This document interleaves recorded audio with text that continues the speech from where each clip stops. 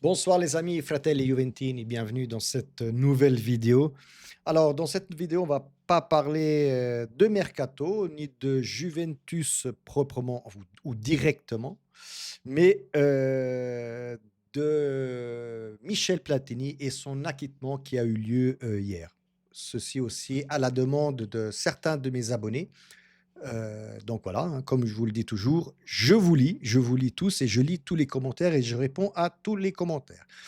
Mais avant de démarrer, comme toujours, lâchez un like, ça fait toujours plaisir. Abonnez-vous et commentez, commentez, commentez. Donc vous le savez, hein, hier, la décision a enfin été, enfin, ou la sentence, peut appeler la comme vous voulez, est définitive, hein, que ce soit Michel Platini ou Sepp Blatter ont été acquittés en Suisse, hier et donc le parquet a abandonné toutes les poursuites. Donc on va revenir un peu sur, cette affaire-là. Enfin, je vais plutôt parler de Platini, hein, parce que voilà, c'est quelque chose qui me tient à cœur. Vous le savez, j'ai 51 ans, j'ai vu jouer Platini, donc voilà, ça reste un peu quelque part à l'intérieur, donc je vais vous dire un peu ce que je pense un peu de tout ça. Pourquoi ça a éclaté aussi en 2015? Pour des raisons, enfin, je vais vous donner mon avis, mais je pense que certains d'entre vous partageront mon avis, certains d'entre vous ne le partageront pas, mais chacun est libre de penser ce qu'il veut. Donc voilà, on revient il y a 10 ans où, cette affaire a éclaté en 2015. Tout simplement, donc pourquoi cette affaire a éclaté? Parce que, les instances helvétiques ou de la confédération suisse, je ne sais plus comment on doit les appeler, le ministère public, enfin peu importe, a, ouvert, comment je vais dire? On fait des recours, concernant Sepp Blatter et Michel Platini sur des soi-disant malversations, entre les deux parties. À l'époque, donc donc un versement de 2 millions d'euros, de francs suisses, peu importe, je ne me rappelle plus exactement, qui ont lieu, même 5 ans avant, donc entre en 2010-2011, où à l'époque, heu Platini était, lui, président de l'UEFA et Sepp Blatter était président de la FIFA. Donc voilà, il y a eu ce versement de 2 millions de francs suisses, heu, à il y avait un accord à l'amiable entre Platini et Sepp Blatter, donc ils se sont accordés pour, prester différents, je ne sais pas, j'ai pas très bien compris quelles étaient les tâches de Platini, mais voilà, il y a eu ce versement, aux yeux de tous, donc ils n'ont jamais essayé de cacher quoi que ce soit, hein, que ce soit Platini, que ce soit Sepp Blatter, ils n'ont jamais caché quoi que ce soit, qu'il y a eu ce versement de 2 millions. Malheureusement, les instances ont pris ça comme une espèce de malversation, de fausses factures, de voilà, de travail, enfin qu'on a été payé pour un travail qu'on n'a pas fait. Enfin voilà, ça a commencé comme ça, en gros. Alors que, et je le redis, Sepp Blatter et Platini n'ont jamais dit qu'ils n'ont pas reçu cet argent, mais que voilà, ils s'étaient accordés, les 2 s'étaient accordés sur ce montant-là, de 2 millions de francs suisses. Alors maintenant, pourquoi cette affaire-là a explosé en 2015?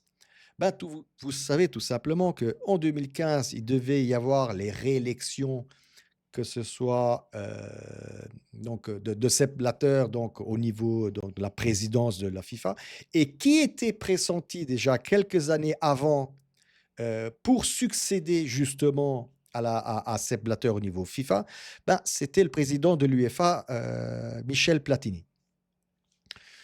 Donc, vous voyez un peu où je veux un peu en venir, hein, tout simplement pour écarter, et ça, encore une fois, hein, c'est ce que je pense et c'est mon avis. Pour écarter, Michel Platini d'une éventuelle présidence FIFA, ben, voilà, est sorti comment je vais dire? Le ministère public a fait recours sur, voilà, disons sur ce paiement de 2 millions pour travaux non accomplis, je ne sais pas comment, ce ministère public a défini ça, mais voilà, ils les ont accusés d'avoir obtenu illégalement, au détriment de la FIFA, que Michel ait obtenu 2 millions de francs suisses. Voilà, on va le clôturer comme ça.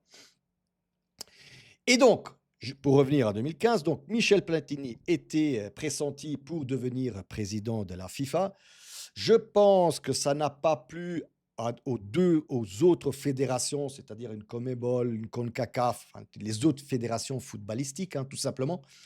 Et donc, voilà, cette affaire a explosé forcément une fois que ce soit Sepp Blatter d'un côté et Michel Platini de l'autre, soit accusé de quoi que ce soit, peu importe, hein, ben, ils ne pouvaient ni l'un ni l'autre se présenter pour, enfin, surtout Platini, ne pouvait plus se présenter à l'époque, il avait 60 ans, pour se présenter à la présidence de la FIFA.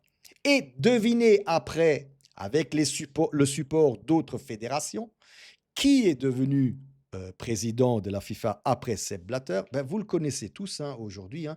C'est l'actuel président Gianni Infantino, l'Italo-Suisse, hein, qui était à l'époque de cette grosse histoire au sein de la FIFA, de l'UEFA. Devinez qui était Gianni Infantino?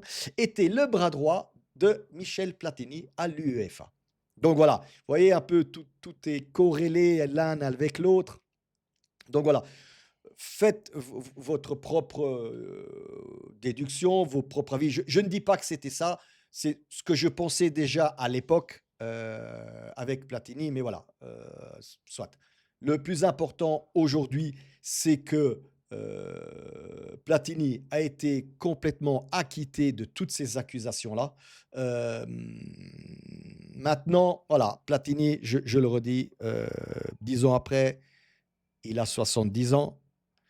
C'est clair que l'engouement ou les spéculations des médias, appelez-le comme vous voulez, ou même l'engouement des tifosi, comme moi, hein, aimeraient un retour de Platini au sein de la Juventus. Après, pas en tant que directeur sportif, mais vraiment en tant qu'une une dirigeance forte qui nous manque à la Juventus.